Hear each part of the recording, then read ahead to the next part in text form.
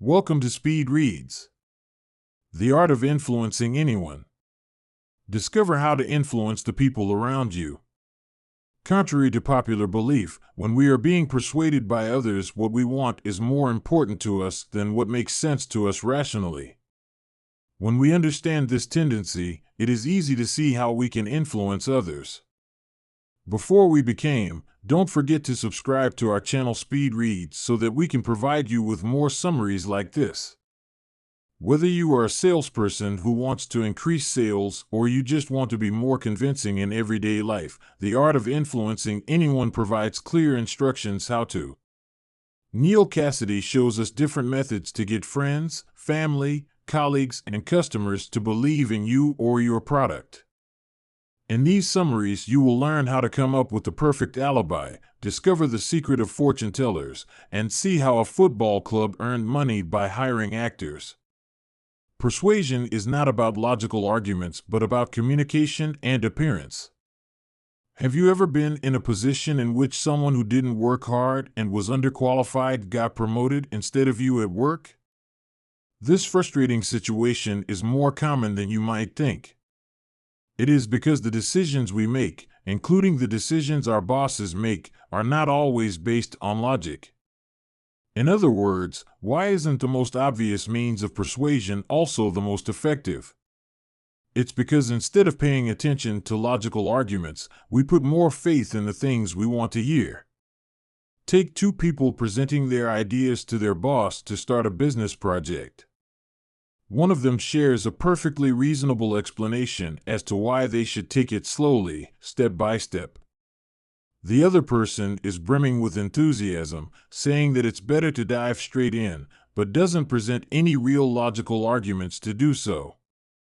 Who do you think the boss will select as project leader? Most likely the second one, the person who was more engaging and was enthusiastic about what the boss wanted to hear. This common scenario demonstrates that the speaker's personality is in many ways more important than the content or rationale.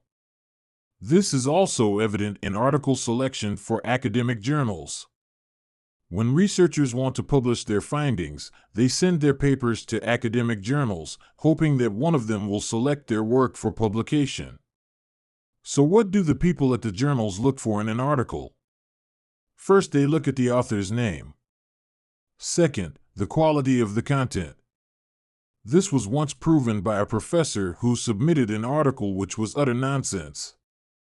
Shockingly, the article was published because he mentioned his PhD. People often reason that someone who holds a doctorate must know what they are talking about.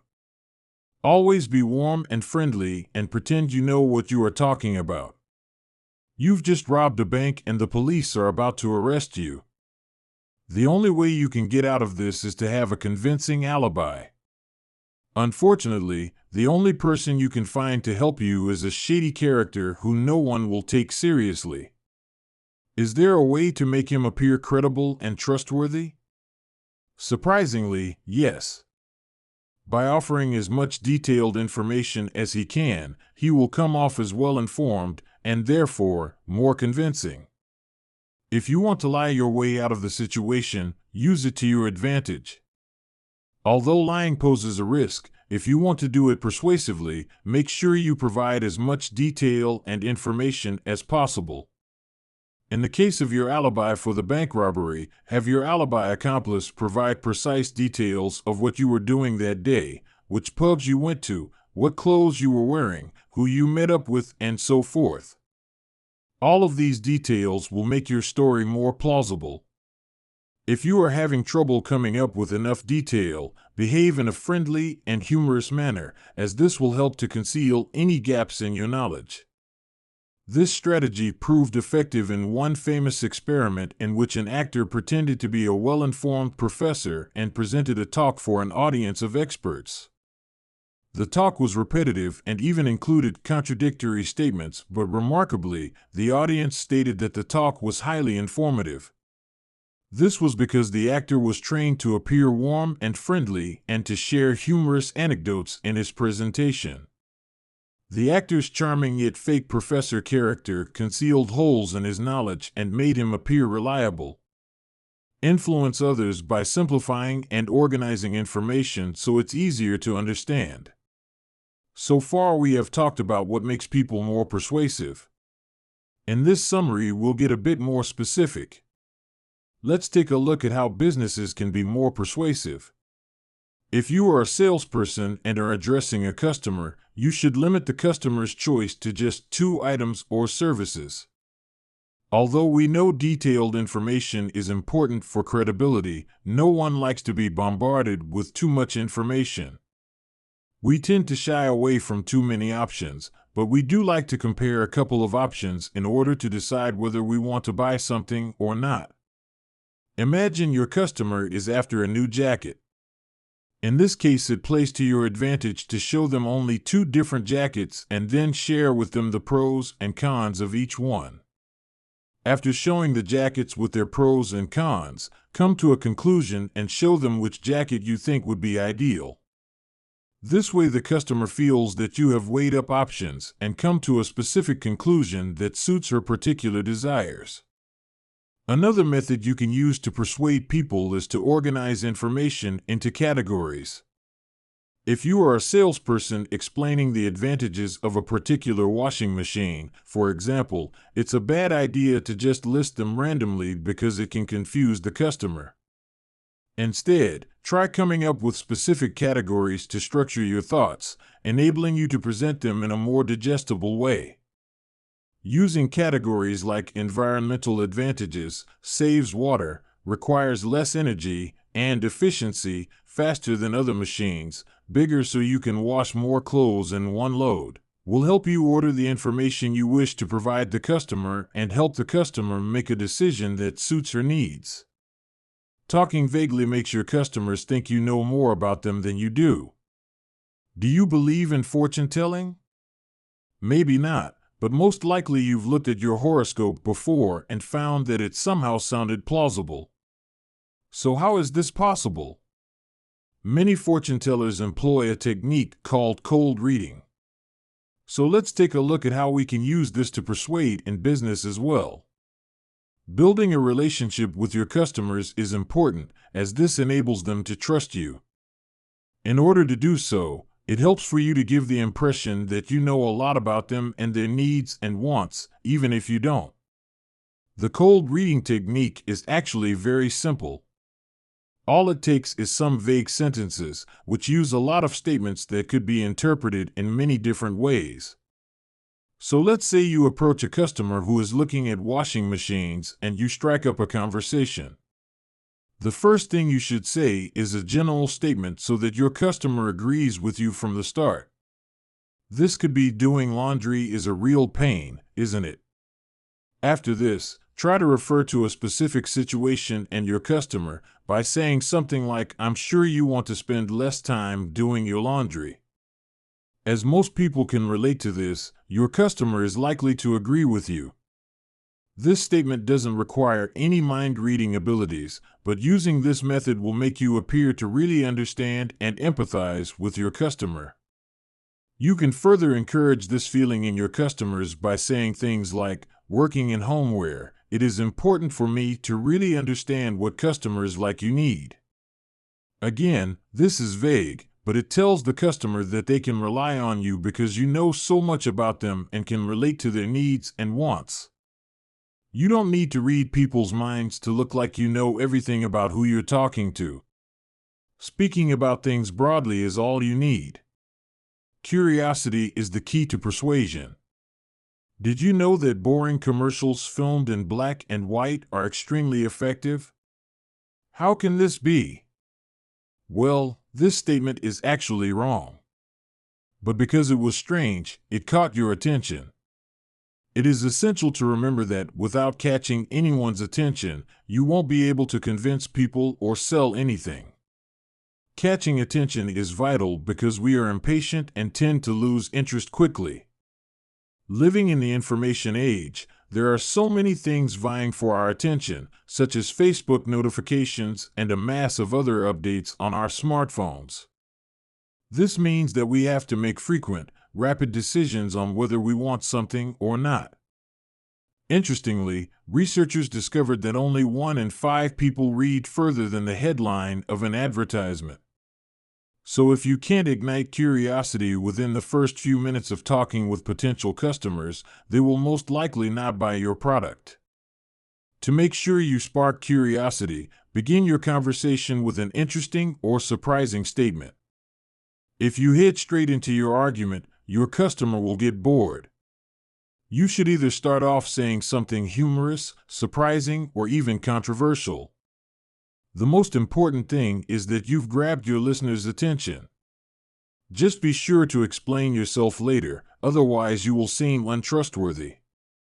One example of attention grabbing is in a commercial in which a boy plays tennis against an adult man. Amazingly, the boy looks like he is scoring all the points. It's unusual and surprising, and therefore piques the viewer's interest. As the viewers are confused, they keep watching to the end, as the advertiser wants, because they want to know why the little boy is so good. In the end, it is revealed that he is the son of Steffi Graf and Andre Agassi. People don't buy what they need, but what they want. Imagine you've just seen a commercial for a fantastic new smartphone. Even though you already have a great phone, we can all relate to the feeling of still considering buying it. Why? The fact is, if you can evoke desire for your product, people will buy it regardless of whether they need it or not. Most salespeople try to seek out a way to give their customers precisely what they need. However, it can be more effective to focus on what they want instead. You can spot this phenomenon in everyday life. Why do teenagers smoke, for example? It's not because they need nicotine, but because they want to fit in and be accepted by their peers. Therefore, rational arguments about why smoking is bad for them won't stop them from buying cigarettes. Instead of providing logical or rational reasons why customers should buy your product, give them reasons that provoke what they desire. One way to spark their desire is to alter their perspective. When you alter someone's perspective, specifically their self-perspective, you can also change the way they think and behave.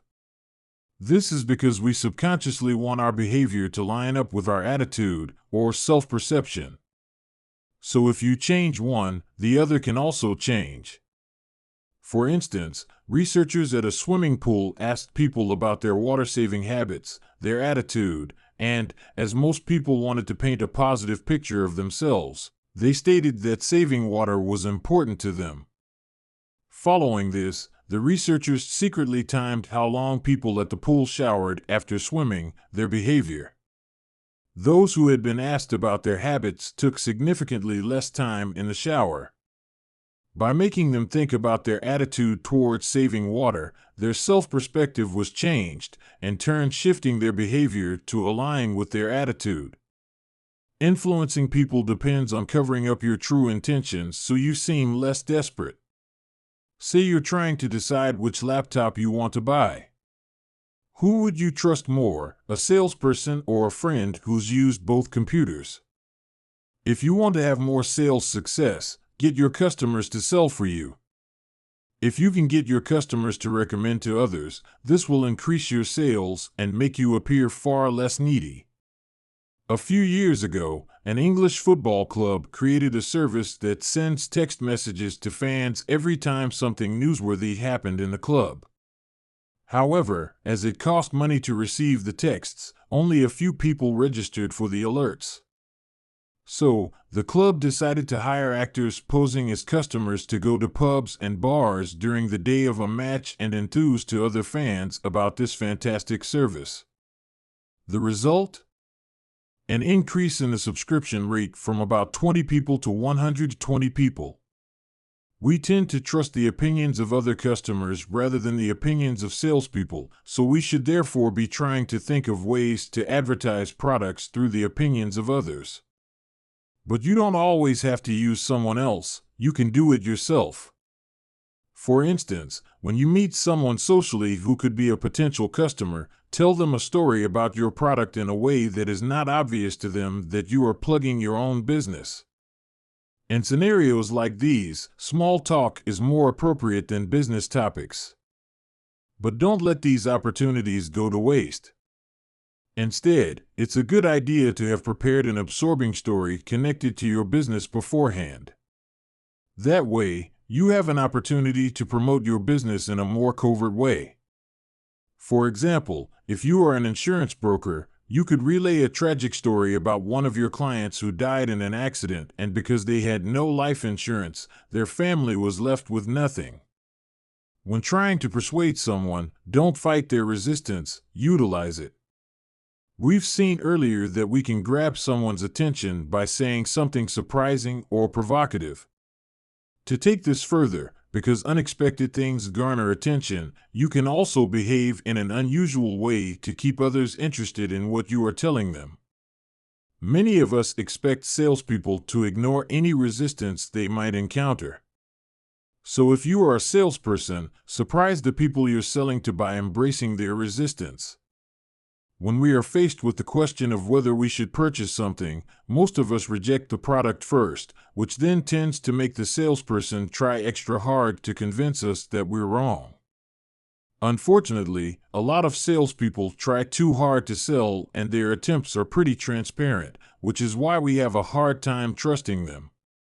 Many studies have shown that if you try really hard to convince somebody, he is likely to become defensive and will become even more sure about his own opinion.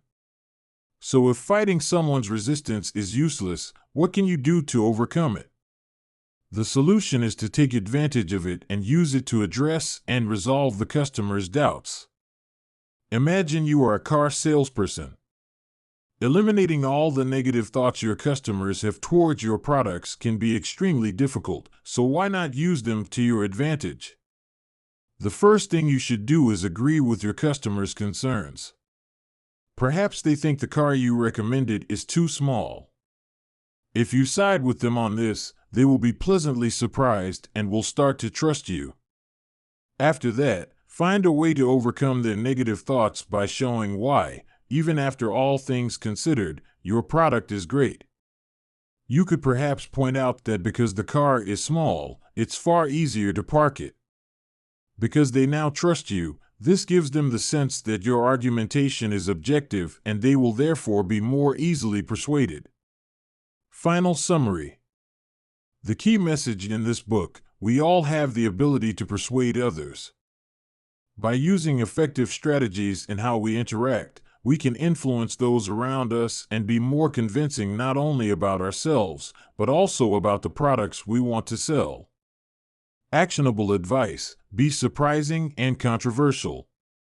Catching people's attention is vital if you want to sell something. When you approach customers, start your conversation with a surprising, humorous, or even controversial one-liner to pique their curiosity. Agree with your customers when they point out your product's disadvantages. These days, the language of hard selling is pretty transparent and off-putting for customers. The next time you want to sell something, side with the customer when they mention some of the product's negative aspects. Just make sure you still point out the advantages and conclude with why it's an excellent buy anyway. Thanks for listening. Don't forget to subscribe to our channel and see you in the next one.